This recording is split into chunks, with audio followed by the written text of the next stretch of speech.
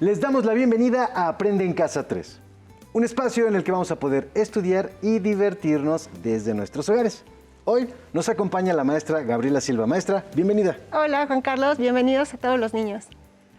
Vamos a tener el gusto de estar con ustedes en esta clase de Ciencias Naturales de sexto grado. ¿Están listos? Pues, maestra, comencemos. Pues sí, porque yo estoy ya con muchísimas ganas y espero que también estén listas y listos ahí en casa para su clase de Ciencias Naturales. Pero por supuesto que sí, maestra, tenemos muchísimas ganas de seguir aprendiendo en esta clase tan interesante. Y me pregunto, ¿qué es lo que estudiaremos el día de hoy? Pues recordarán que en clases pasadas vimos que hay distintos tipos de energía de las cuales disponemos los seres humanos para realizar diversas actividades. Que podemos utilizar la energía eléctrica, eólica, hidráulica, química, térmica, radiante, lumínica, entre otras más. Sí, además hemos comentado que en nuestras casas usamos electricidad para tener luz y hacer funcionar los aparatos electrodomésticos. Pero, además de la eléctrica, ¿qué otros tipos de energía se usan en tu casa? A ver, veamos algunas respuestas a esta pregunta. Muy bien. Otro tipo de energía que utilizamos en la casa es la energía solar, que utiliza el boiler para calentar el agua y todos podernos bañar. En las casas existen diferentes tipos de energías eléctricas, como por ejemplo la energía calórica, que sirve para cocinar, la energía térmica, que sirve para conservar los alimentos, como por ejemplo el refri, y la energía radioeléctrica, que sirve para los celulares y los controles remotos. En mi casa no se utiliza otro tipo de energía ni de electricidad más que la convencional. También utilizamos la energía calorífica. Esto cuando mi mamá pone a hervir agua para prepararnos un té o cuando ponemos la ropa a secar con el calor del sol.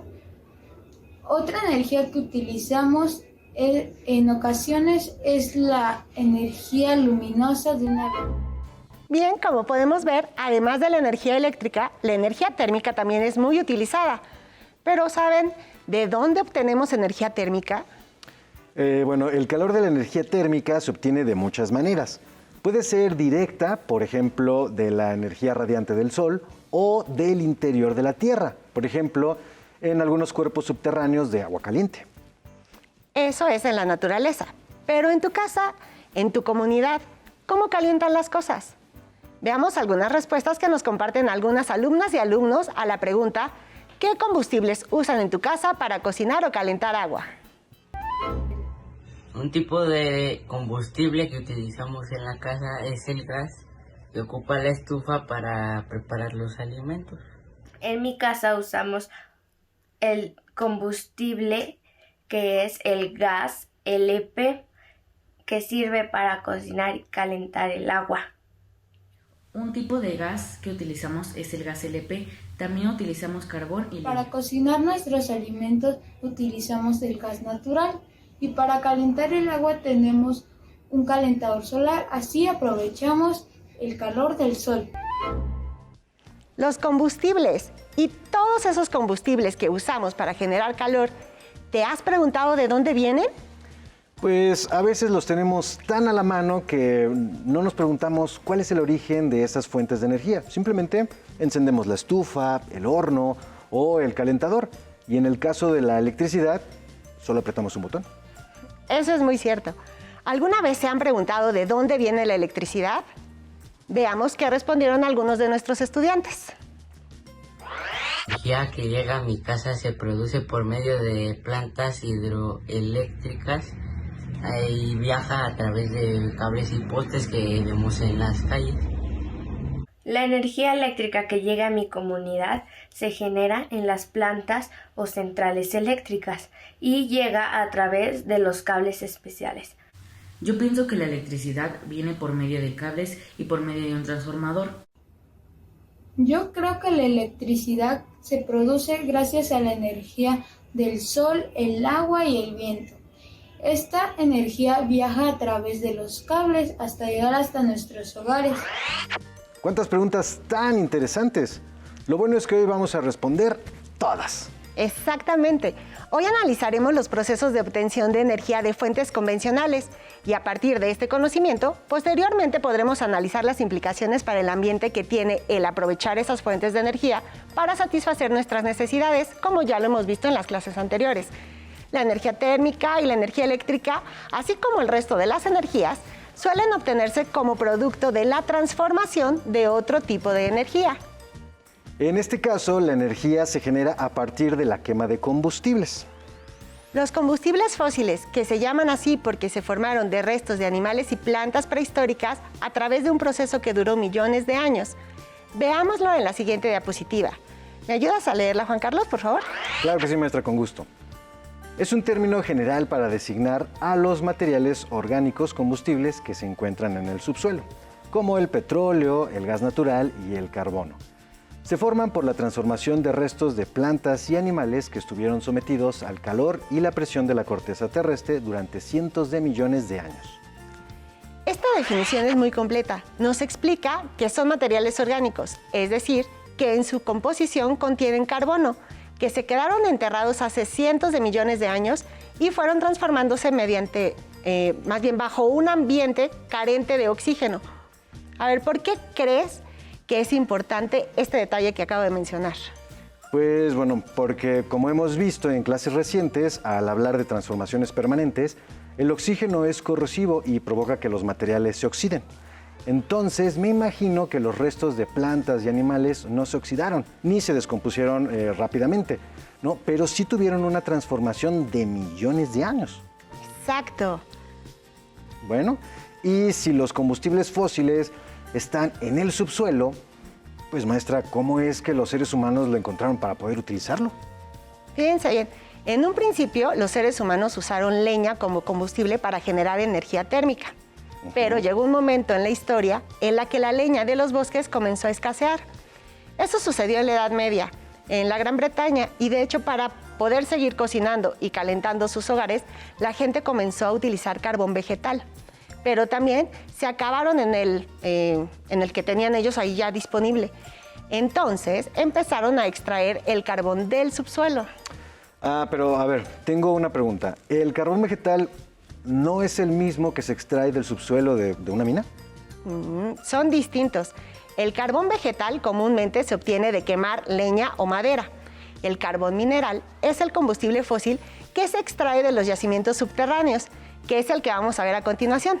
Es más, por favor, ¿me puedes apoyar a leer la siguiente información? Claro que sí, maestra. Dice: el carbón mineral es una roca sedimentaria de origen orgánico de color negro, rica en carbono y entre otros elementos como hidrógeno, nitrógeno, azufre y oxígeno.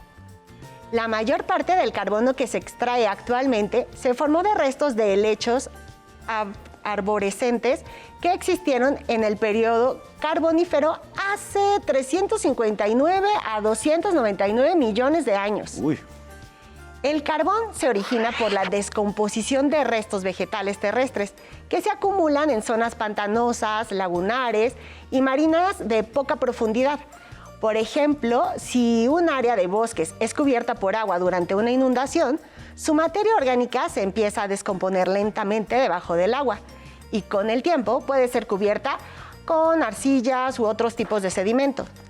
Tiempo después, el agua se puede retirar, pero la materia orgánica ya quedó comprimida y con el paso de millones de años se convertirá en carbón, el cual se seguirá cubriendo de sedimentos y formará una cubierta rocosa. Es por eso que el carbón lo encontramos también en el subsuelo. Ya, claro. Por eso se debe extraer de las minas de carbón, ¿no? Fue un material muy explotado en la sociedad europea. Primero se usó fuerza animal y, humana, pero luego se empezaron a usar rieles con carros para sacar el carbón mediante un sistema de tracción manual. Sí, pero en 1769, después de que se inventó la máquina de vapor que funcionaba con carbón, James Watt la combinó con los carros que estaban en los rieles de las minas y así inventó la locomotora. ¡Órale! De hecho, casi 100 años más tarde, en 1859 para ser exactos, el norteamericano Edwin Drake perforó el primer pozo petrolero. Ahora imagino que se preguntarán, si el petróleo es un combustible fósil que se formó hace millones de años, no se había utilizado antes en la historia del ser humano? ¿Y qué creen? La respuesta es claro que se había utilizado. Brotaba de forma natural en ciertas regiones que hoy conocemos como Oriente Cercano. Por ejemplo, en la antigua Mesopotamia, Asiria y Babilonia, lo utilizaban para pegar ladrillos. En Egipto para engrasar pieles. Y en la América precolombina para pintar esculturas y también con fines curativos. Maestra, ¿y no lo usaban como combustible? Bueno, eso vino después. Se dice que los árabes del Califato de Córdoba en el siglo IX ya sabían destilarlo y utilizarlo como queroseno en lámparas para el sistema de alumbrado. También se destilaban aceites para engrasar máquinas, además de gasolina, pero esto solo tuvo un uso más práctico hasta el invento de los motores de combustión interna. Bueno, el petróleo tiene muchas cualidades, tiene usos muy diversos y de él se obtienen muchos materiales y productos. Esas cualidades derivan de su proceso de formación. Vamos a revisarlo. Muy bien. Dice, primera etapa. Los restos de organismos de origen vegetal y animal se acumulan en el fondo de mares internos, lagunas marinas. Las bacterias descomponen parte del material orgánico produciendo gases y sustancias solubles en agua, que son desalojadas del depósito. Solo permanece el material que es soluble en aceite. Segunda etapa. En condiciones de alta presión y temperatura se desprende CO2 y H2O, dejando un residuo bituminoso, o sea, parecido a un betún o a la grasa para dar brillo a los zapatos. Tercera etapa. La continua exposición a calor y presión provoca más transformaciones en el material, como la descomposición de proteínas. Cada una de estas transformaciones da origen a las distintas cualidades que tiene el petróleo para que al ser destilado o refinado se obtengan diversos productos, como gasolina, parafina y queroseno, entre otros. Entonces, por su origen también se obtienen de yacimientos en el subsuelo. Así es, en yacimientos que van desde los 600 hasta los 5,000 metros de profundidad. Pero actualmente es relativamente fácil extraerlo y debemos tener en cuenta que al ser un recurso no renovable, algún día se van a acabar. Además del carbón y el petróleo, hay otro combustible fósil del que no hemos hablado. ¿Saben de cuál se trata? Sí, en los yacimientos de petróleo también es común encontrar depósitos de gas natural. Vamos a leer esto. El gas natural es una mezcla de gases ligeros, principalmente metano, que se genera por transformación anaeróbica de restos orgánicos, al igual que el carbón y el petróleo, por lo que es común encontrarlo asociado a estos depósitos. Es inoloro, pero se le agrega una sustancia que sí tiene un olor desagradable, para facilitar la detección de fugas y prevenir accidentes. Entonces, ¿el gas doméstico que llega a nuestras casas es un derivado del gas natural?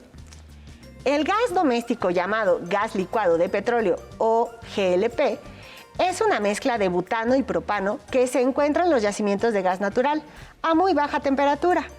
Estos gases se pueden licuar, es decir, se vuelven líquidos y de esa forma es más fácil almacenar la mezcla y distribuirla a las casas. Ya que revisamos cada uno de los combustibles fósiles, podemos revisar cómo se utilizan en la generación de energía eléctrica. Veremos que hay otras fuentes de energía, además de los combustibles fósiles. Y para entenderlo mejor, haremos una actividad en la que vamos a armar una central eléctrica. Muy bien, maestra, me parece. ¿Saben? Existen 3 tipos de centrales generadoras de energía eléctrica. Las termoeléctricas, las hidroeléctricas y las centrales nucleares. Vamos a armar los planos de cada una para entender cómo funcionan. Primero vamos a colocar una pieza pues aquí en estos planos que va a ser fundamental para todas. Muy bien. Y entonces, ¿cuál será la primera pieza? ¿Será primero las turbinas? Así es. ¿Saben cómo funcionan las turbinas? Vamos a buscarla por aquí. La tenemos nosotros. Ajá. Bueno, lo que yo sé es que las turbinas son motores rotatorios que convierten la energía cinética del movimiento de fluidos, como vapor o agua líquida, en energía mecánica. Y esta energía mecánica se convierte mediante el roce o fricción en energía eléctrica. Así es. En el caso de las turbinas que funcionan como el flujo de vapor, tenemos 3 fuentes de energía. Ajá. Son los combustibles fósiles, ¿correcto? El carbono, el combustóleo, que bueno, es un derivado del petróleo, y el gas. Muy bien, vamos a colocarlos. Muy bien, maestra.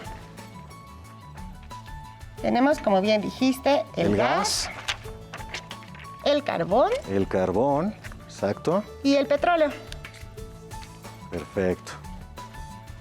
Entonces, estos tres sirven para obtener energía térmica que calienta el agua. Ahora vamos a necesitar la siguiente pieza.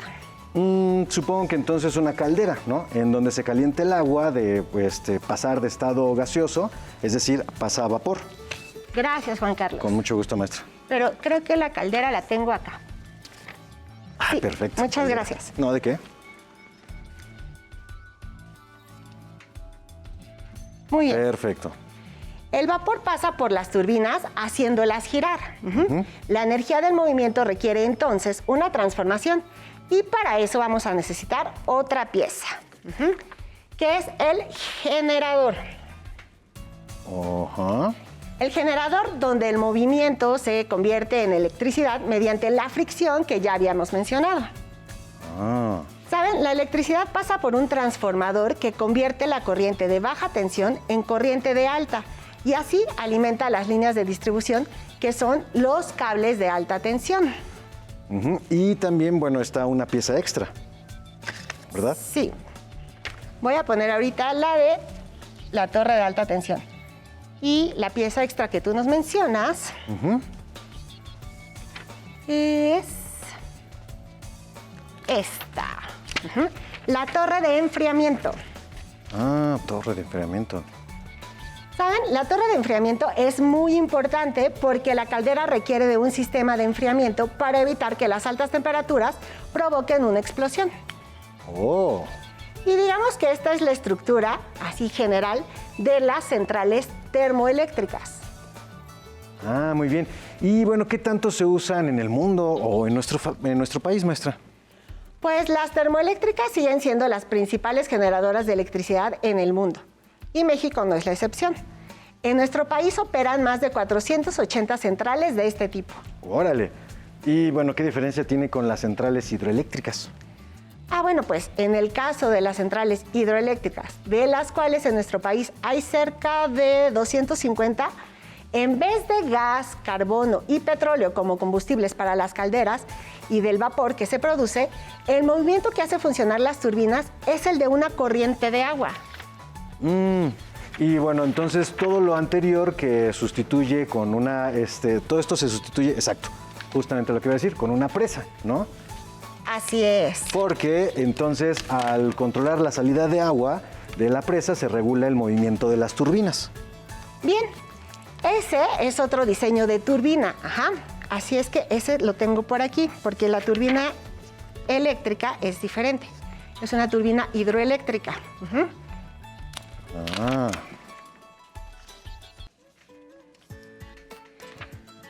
Este es otro diseño de turbina y de generador, pero el procedimiento es el mismo. Una vez que se produce la corriente eléctrica, la energía viaja por los cables de alta tensión. Esas dos formas de generar electricidad, termoeléctrica e hidroeléctrica, ¿son las principales en el mundo? Sí, aunque también existen otras muy importantes que no utilizan combustibles fósiles. Por ejemplo, las centrales nucleares. Uy, eso me da miedo. Pues de hecho en México tenemos la planta de Laguna Verde en Veracruz.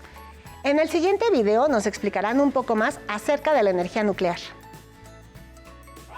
Central Nucleoeléctrica Laguna Verde genera 5% de la energía eléctrica que se consume en nuestro país. Con esta cantidad se pueden electrificar los estados de Veracruz y Tlaxcala juntos. Es la única en su tipo en México. Acompáñame, es una aventura atómica.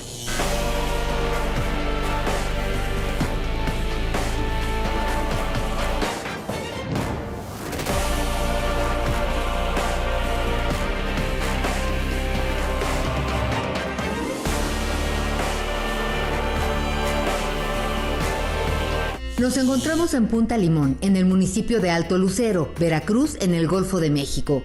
Estamos a 60 kilómetros de la ciudad de Jalapa, a 70 del puerto de Veracruz y a 290 de la Ciudad de México. La única central nuclear que hay en México La característica principal que tenemos es que generamos energía eléctrica por medios nucleares. Es decir, para ello requerimos que opere un reactor nuclear con el cual generamos vapor. Ese vapor lo transmitimos a nuestro sistema eléctrico, hace mover a las turbinas y ellas transmiten su movimiento al generador.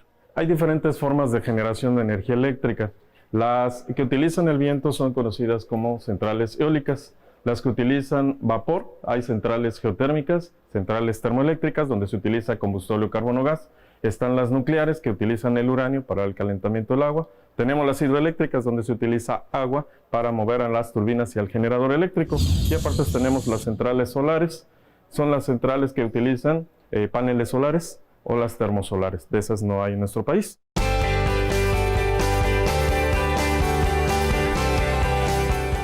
En esta central se genera una pequeña parte de la energía que consumimos en nuestro país. ¿Dónde se obtiene lo demás? La mayor fuente de energía eléctrica la obtenemos de las termoeléctricas. En el país tenemos más de 480 unidades termoeléctricas. El segundo lugar lo obtienen las hidroeléctricas, arriba de 200 unidades hidroeléctricas. Y en tercer lugar nos encontramos nosotros como central nucleoeléctrica. Aportamos cerca del 5% con únicamente 2 unidades. Por lo tanto, si hacemos una comparación, entonces nosotros generamos a gran escala. Es uno de los beneficios que tiene este tipo de generación, que además de ser altamente segura, genera a gran escala. Es decir, generamos mucha energía en poco tiempo. La electricidad es una de las principales energías utilizadas en el mundo. Gracias a ella tenemos luz artificial. Funcionan los electrodomésticos, la computadora, internet, los teléfonos. Es imprescindible para nuestra vida cotidiana.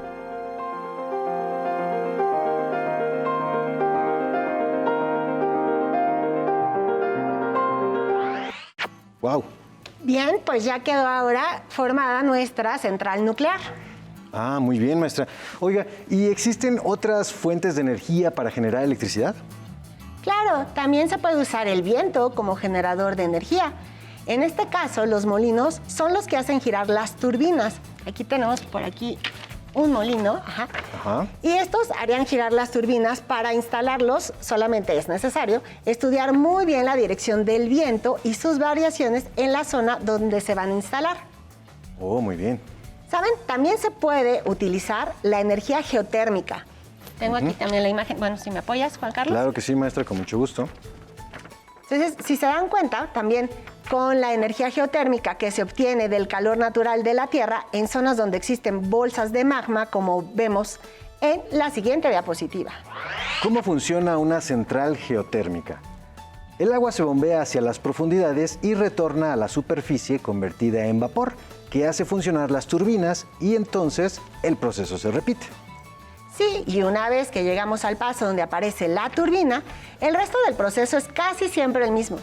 Y lo mismo ocurre con la energía oceánica, que aprovecha el movimiento de las olas y de las mareas. También hay otras formas de generar energía de manera renovable, como con biomasa, que es la degradación del material orgánico en condiciones biodegradables que imitan el procedimiento de la formación de los combustibles fósiles, pero en condiciones artificiales. Órale. Pues ahora es momento de resumir lo que vimos hoy. Sí. Los seres humanos basamos gran parte de nuestra vida en el uso de la electricidad. Esta la generamos en plantas eléctricas que transforman energía de distinto tipo en mecánica y de esta en electricidad.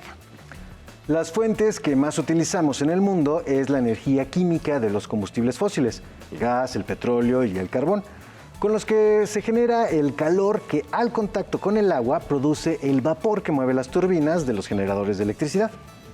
Así es, estas plantas son las termoeléctricas y representan un 80% de producción mundial de electricidad. En segundo lugar, con un porcentaje mucho menor, están las centrales hidroeléctricas, que pues en vez de combustión para generar energía mecánica, utilizan la hidráulica. En nuestro país tenemos cerca de 250 centrales de este tipo. ¿Saben? También existen las centrales electronucleares, que generan el calor a partir de materiales radioactivos como el uranio, aprovechando su energía nuclear. no emiten gases invernadero a la atmósfera, aunque existen otro tipo de riesgos que ya veremos la siguiente clase. Existen otras fuentes de energía eléctrica que son la energía eólica, la energía solar o radiante, la geotérmica, que aprovecha el calor de la Tierra, y la de biomasa, que replica el proceso de degradación anaeróbico mediante el cual se forman los combustibles fósiles. Maestra, con lo que nos ha comentado, llego a la reflexión acerca de si quemar los combustibles fósiles tiene un costo elevado para el ambiente, ¿por qué no inclinarnos a esas fuentes renovables de energía?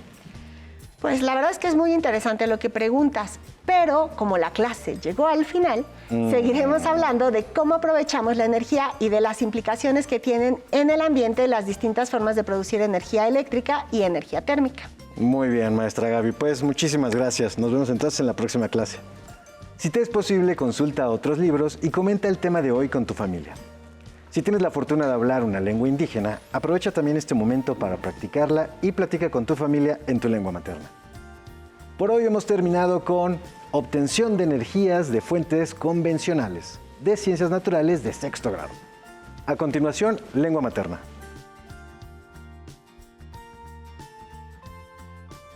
Espero lo hayan disfrutado tanto como nosotros. Nos vemos, hasta la próxima. Pero antes, a movernos un poco.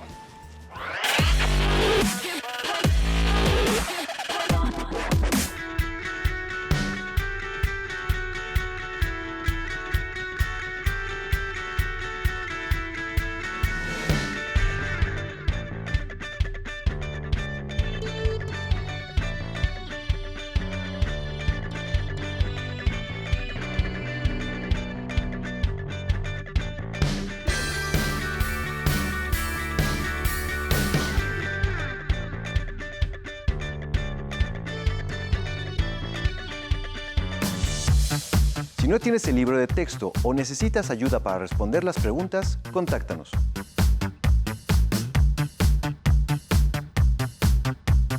Para apoyo pedagógico, hay maestras y maestros de lunes a viernes de 8 a 20 horas en el teléfono 55 41 72 04 13, con 100 líneas. También puedes encontrar los libros de texto en la página conalitech.sep.gov.mx. Si quieres volver a ver los programas de Aprende en Casa, los puedes encontrar en la siguiente liga: aprendeencasa.sep.gov.mx. Nos vemos. Adiós. Hasta luego.